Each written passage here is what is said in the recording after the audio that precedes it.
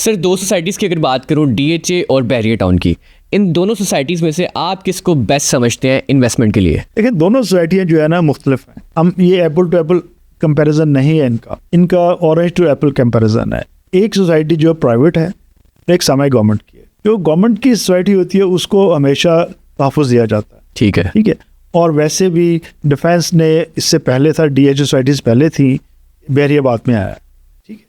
تو اس وقت D H A کی جو پرائسز فیکٹر ہے وہ تو زیادہ ہے اور کنٹرولڈ ہے. ٹھیک ہے. جیسے مطلب میں عجیب سی مثال دوں آپ کو, جو ڈالر ہمارا ہے وہ کنٹرول کیا جاتا ہے اس کے ریٹ کو. اسی طرح جو گورنمنٹ کے اپنے مفاد کی چیزیں ہوتی ہیں ان کو کنٹرول کیا جاتا ہے. D H A is a control society by government. اس کے اندر انویسٹمنٹ ہمیشہ وہ اپنی سیکیور رکھیں گے, سیف رکھیں گے. ٹھیک ہے. بحریہ چونکہ پرائیویٹ سوسائٹی ہے, ٹھیک ہے, اس کو ہمیشہ والٹر رکھیں گے, ہمیشہ اپس اینڈ ڈاؤن آتے رہیں گے اس کے اندر. ڈی ایچ اے میں یہ ہے کہ انویسٹمنٹ دونوں میں ایک جیسی رہے گی, کوئی پرابلم زیادہ نہیں ہے. اگر آپ بحریہ میں انویسٹ کرتے ہیں تو ان دا لانگ رن آپ کو اس کا بینیفٹ ہی ملے گا. ٹھیک ہے.